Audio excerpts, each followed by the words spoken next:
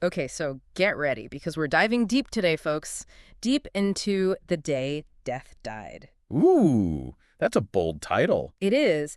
And Dr. Roy E. Richmond, the author, he doesn't shy away from big, big questions. Life, death, spirituality. The kind of stuff that really makes you think, you know? Yeah, definitely not light reading. No, not at all. But that's why we're here. We've got excerpts you sent in, and, well, let's just say Dr. Richmond has some pretty unique takes on things. Definitely. I've been looking through this material, and he's got some interesting interpretations, that's for sure. To say the least. So, listeners, get ready for a thought-provoking deep dive. An expert speaker, I know you're our expert at unraveling these complex spiritual concepts. What's your first impression of Dr. Richmond's approach? Well, right off the bat, I'm struck by how he flips this idea of immortality on its head. How so? Well, usually we think of immortality as this far-off thing, something that happens after we die, right? Right, like we're going to heaven and living forever, that sort of thing. Exactly. But Dr. Richmond puts immortality right here, in the present moment. Interesting. So it's not about living forever in the physical sense. Not necessarily. He's talking about an immortality of awareness. Like, we're already immortal, we just haven't realized it yet. Okay, I think I see where you're going with this. He quotes 1 Corinthians 15.5557, right? O death, where is thy sting? O grave, where is thy victory? But he's saying that victory isn't about escaping physical death. Precisely. He's saying the victory comes from recognizing our true spiritual nature. It's like we're already everything Dr. Richmond's describing, we just have to remember it. Exactly. It's about tapping into that inherent divinity within. And he even ties this to the age of Aquarius, right? He does. He calls it, and I'm quoting here, the age of enlightenment, the age of seeing the importance of the feminine and masculine coming together. Okay, I'll admit that part had me a little lost. What do you make of that? It's a bit out there, I'll grant you that. But I think what he's suggesting is that finding a balance between these energies, both within ourselves and in the world, is a key part of this whole awareness of our own immortality. It's an idea that you see echoed in a lot of mystical traditions, actually. Interesting. So we've got immortality through awareness. Got it. But then he takes this concept of death in a whole other direction. Tell me about it. He really shakes things up. He says death isn't a person, not a place, but a mindset, a liable to die mentality. And I think we all get stuck in that kind of mindset sometimes. Oh, absolutely. I know I have. But what I'm hearing is Dr. Richmond saying that's what actually gives death its power over us, this mindset of mortality, of separation from God. That's exactly it. And he ties this back to Romans 8.6, where Paul talks about how focusing on the flesh, on the material world, leads to death. But when we set our minds on the spirit, well, that leads to life and peace. Okay, that makes sense. But then he drops this bombshell. Death also results from living with a mistaken identity. What in the world does that even mean? That's where things get really interesting. He's basically saying we've forgotten who we really are, spiritual beings, one with God. And because we've forgotten, we're, what, dead, even while we're alive. It's like we've gotten so caught up identifying with our physical bodies, our thoughts, our emotions, all temporary stuff, constantly changing, that we've lost sight of our true eternal selves. So this forgetting, this mistaken identity, that's the root of our experience of death, according to Dr. Richmond. Exactly. And you know what? He even points a finger at organized religion for playing a role in perpetuating this mistaken identity. Really? How so? He's highly critical of what he calls due-to-be religion. All those religious laws and rituals, you mean? The stuff that makes you feel like you have to earn your way to God. Exactly. He's saying that this whole idea that we need to prove ourselves to God just reinforces the illusion that we were ever separate from God in the first place. And he really goes after that idea of Jesus dying to pay for our sins. Oh yeah, he doesn't hold back on that one. He straight up says there was no debt. Which, I admit, is a pretty radical statement, even for someone who dives deep into this stuff like I do. So what's Dr. Richmond's take on the whole Adam and Eve story then? Because that seems pretty central to the whole sin and redemption thing, right? He definitely has a unique interpretation of that too.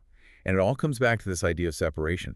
He dives into Ezekiel 28.6, where God's talking to the Prince of Tyre, who often represents Adam. God says, you set your heart as the heart of God. Okay, I'm with you so far. But how does that change the whole Adam and Eve story as we usually hear it? Well, Dr. Richmond says Adam's sin wasn't actually about disobeying God by eating the fruit.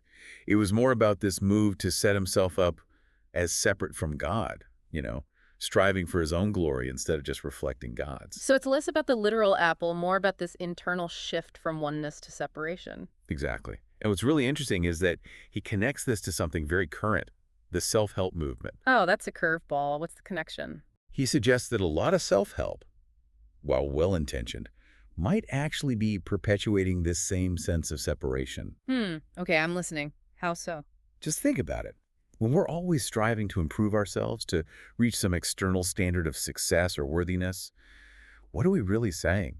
Aren't we implicitly saying we're not good enough as we are? It's like we're chasing some idealized version of ourselves instead of accepting, even loving who we already are, flaws and all, right? Right.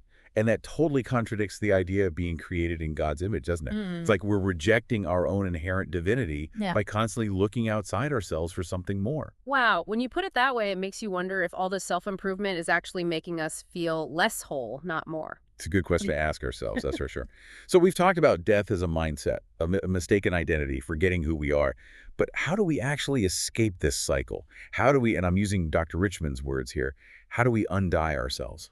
That's the million-dollar question, isn't it? Because it's one thing to talk about this liable-to-die mentality, but how do we actually shift out of it?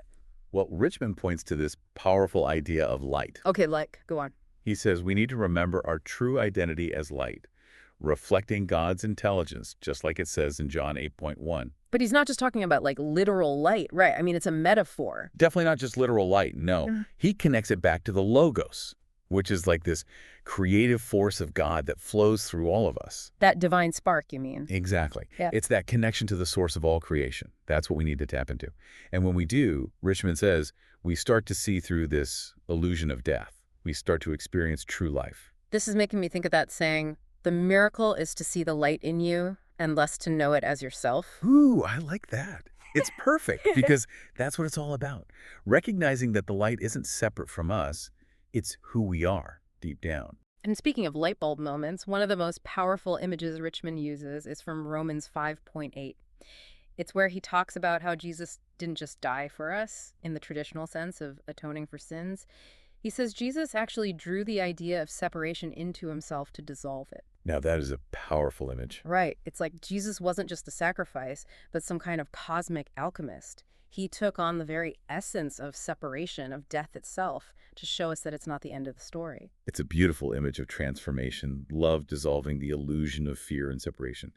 I'm really struck by this idea that Jesus didn't come to save us from something outside ourselves, but rather to wake us up to something within. That inherent wholeness, that connection to God that we've simply forgotten. It's like Dr. Richmond's approach to spirituality is so much more, I don't know, empowering. It really is, isn't it? And it leads us to another big idea from the book, living from spiritual abundance. Richmond says we have to ditch what he calls our five-sense understanding and start recognizing all the spiritual resources we already have within. He mentions Romans 5.11 here. So instead of always chasing fulfillment and happiness in the material world, we need to turn inward, tap into that wellspring of spiritual abundance that's always been there.